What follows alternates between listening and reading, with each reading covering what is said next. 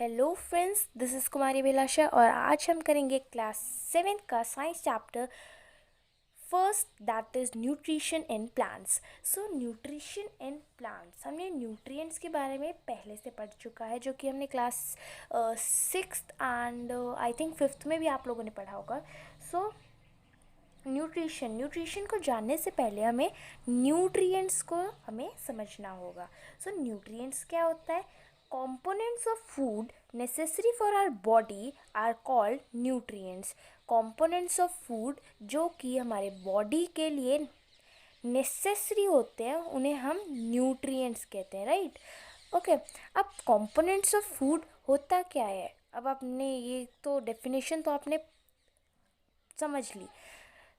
आपको समझ डेफिनेशन आपने समझ ली, पर आपको अगर आपसे कोई पूछे कि हाँ कंपोनेंट्स ऑफ फूड क्या होता है, ये तो आपने बता दिया कि न्यूट्रिएंट्स क्या होता है, पर कंपोनेंट्स ऑफ फूड क्या होता है? कंपोनेंट्स ऑफ फूड होते हैं carbohydrates, proteins, fat, vitamin and minerals. I hope आप सब ने इसके बारे में पढ़ा होगा पहले से। ये तो हो गया हमारा कंपोनेंट्स ऑफ फूड। अब मैं आपको एक होमवर्क देती हूँ। आपको क्या करना है, कमेंट बॉक्स में carbohydrate, protein, fat, minerals and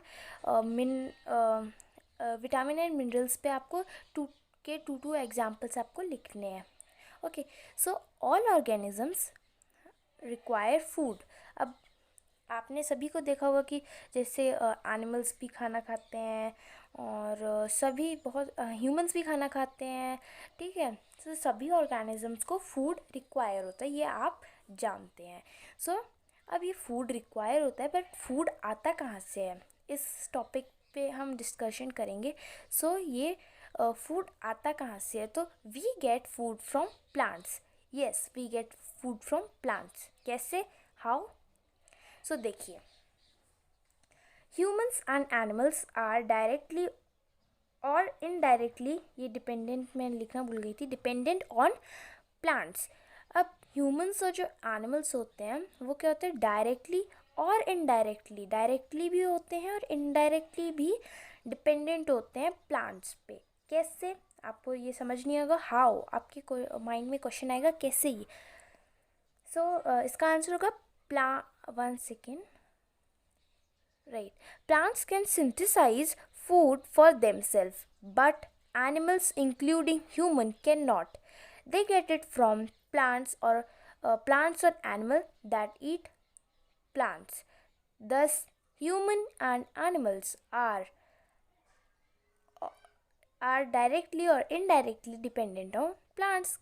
ये आपको समझ नहीं आया होगा आई थिंक, क्योंकि देखिए, ह्यूमंस और जो एनिमल्स होते हैं वो क्या होते हैं, डायरेक्टली और इनडायरेक्टली डिपेंडेंट होते हैं प्लांट्स पे। ये आपको याद रखना है।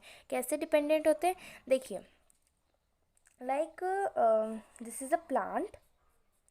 आपने देखा होगा क्या कभी जो लाइक वन सेकेंड,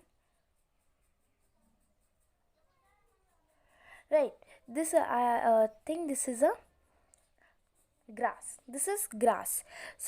क्या आपने कभी देखा है कि जो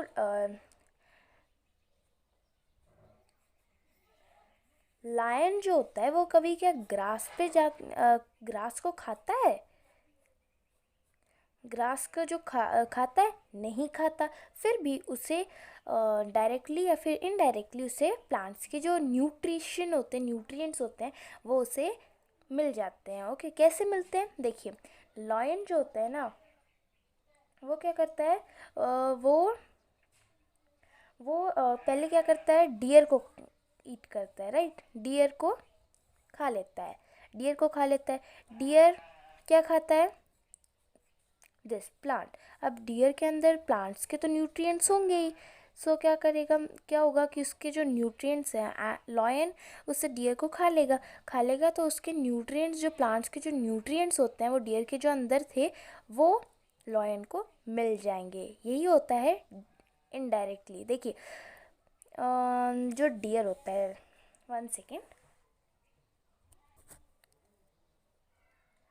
नाउ सी, देखिए, डियर डियर क्या खाता है, प्लांट्स को खाता है। तो ये तो हो गया हमारा, वो डायरेक्टली खा लेता है।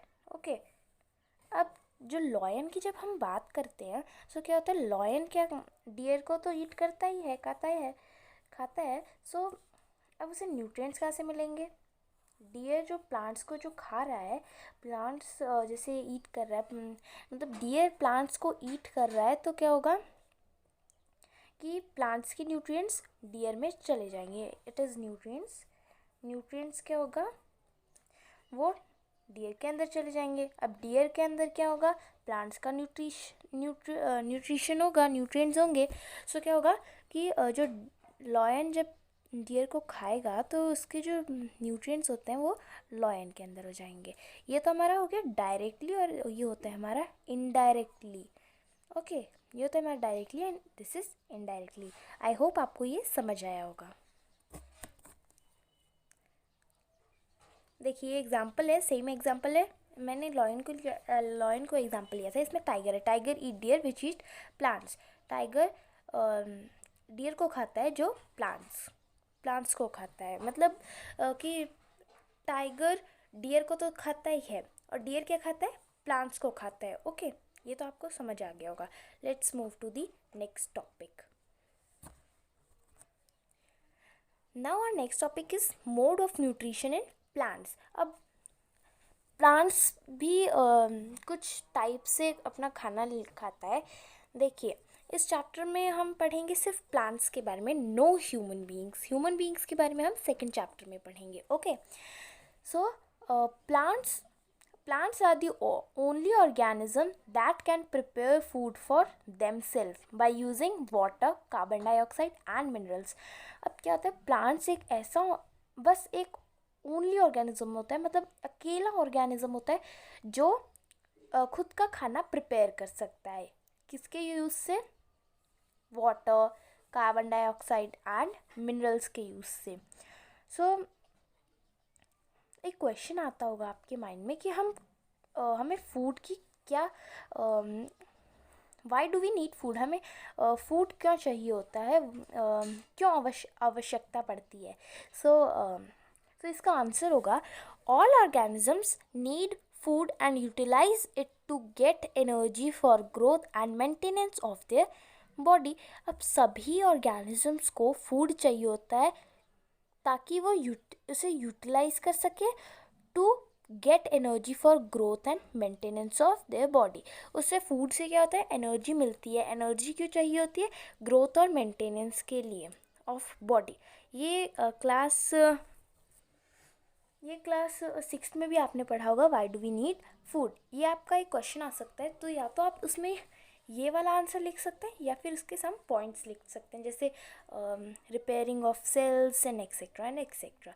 अब हमने न्यूट्रिशन, मोड ऑफ न्यूट्रिशन, इस चैप्टर का भी नेम है nutrition in plants. So nutrition क्या होता है ये आप सबने पढ़ा होगा। The mode of taking food by an organisms and its utilization by the body is called nutrition। अब देखिए एक ऐसा मोड, मतलब एक ऐसा प्रोसेस बोल सकते हैं जिससे हमें फूड हम लेते हैं, अंदर लेते हैं और उसे यूटिलाइज करते हैं, मतलब उसका जो एनर्जी होता है और उसे मीन्स कह सकते हैं उसे यूज़ करते हैं। ओके, यूज़ करते हैं, वही होता है हमारा न्यूट्रिशन। ओके, ये आपने क्लास 6 में पढ़ा है तो आपको याद होगा आई थिंक। सो नेक्स्ट है हमारा जो कुछ मोड्स, जैसे मोड्स होते हैं जिससे प्लांट्स खुद मतलब प्लांट्स न्यूट्रिशन लेता है। फर्स्ट मोड है autotrophs. So autotrophs, the mode of nutrition in which organisms make food themselves for simple substances are called autotrophic and the organisms are called autotrophs such as plants। जो mode of nutrition जिसमें organisms खुद का खाना बनाता है from simple substances से उन्हें हम कहते हैं ऑटोट्रॉफिक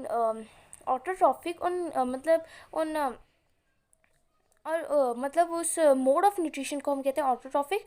एंड जो ऑर्गेनिजम्स जो खुद का खाना प्रिपेयर कर रहे हैं उन्हें हम कहते हैं autotrophs such as plants example है। सो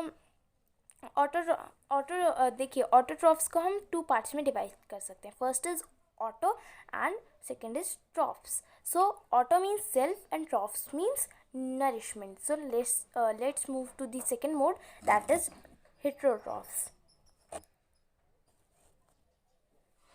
Heterotrophs क्या होता है? The mode of nutrition in which organisms take in food prepared by other organisms are called heterotrophs such as animals. अब देखिए, ऐसा मोड ऑफ न्यूट्रिशन जिसमें ऑर्गेनिजम्स फूड अंदर लेता है, मतलब इनसाइड मतलब अपने बॉडी के अंदर लेता है, that is prepared by other organisms, जो दूसरे ऑर्गेनिज्म से प्रिपेयर्ड होता है.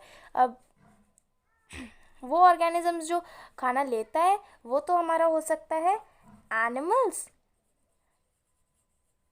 एंड जो जिससे लेता है उसका एग्जांपल जैसे हम ले सकते हैं प्लांट्स. ओके, देखिए, और एनिमल्स कहाँ से, जैसा कि मैंने आपको बताया कि डायरेक्टली और इनडायरेक्टली किस पे डिपेंडेंट होते हैं? प्लांट्स पे डिपेंडेंट होते हैं. सो वो एनिमल्स किससे खाना लेते हैं? प्लांट से खाना लेते हैं. ओके, और उनको हम क्या कहते हैं? हेटेरोट्रॉफ्स. ओके, हेटेरोट्रॉफ्स को भी हम टू पार्ट्स में डिवाइड कर सकते हैं, that is hetero and second is troughs. Hetero का मतलब होता है अदर्स एंड ट्रॉफ्स का मतलब होता है नरिशमेंट. अब ये इसका बिल्कुल उल्टा है, ये आप याद कर सकते हैं. और in next video we will learn about photosynthesis. So thank you, or please subscribe and like my channel.